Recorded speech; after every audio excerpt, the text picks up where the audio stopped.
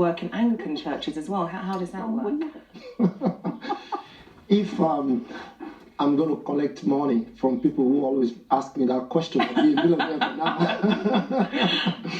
No, just like Anne said, it's not particularly whether you are an Anglican in one way or you are Pentecostal. I think Pentecostalism is just the expression of how you are charismatic in the way you present the gospel, in a way that is exciting, in a way that it draws people onto the journey of knowing Christ the Savior.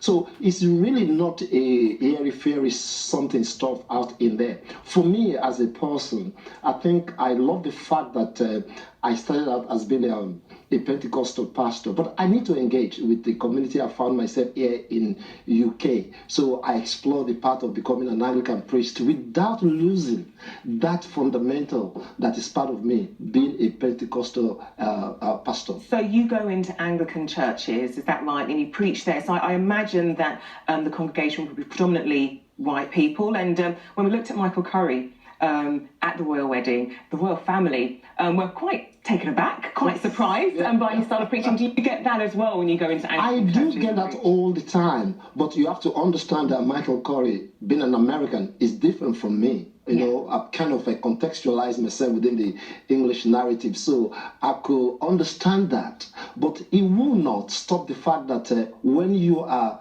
a preacher and you are talking about someone you are passionate about, that passion must be expressive in the message, in you as the person that is communicating it, and it's also in the manner and the attitude in which you carry people along. So what do you think? Are you saying then that Anglican priests and potentially Catholic priests as well, are you saying that they just don't come across passionate enough? Is that the problem? The truth about the matter is this: people nowadays, I want to believe, they need to believe you before they believe what you are telling them. Are you passionate about what we're talking about? Are you convinced? What we're saying, does it make you feel like you want to die for it? So these are the kind of thing that if you go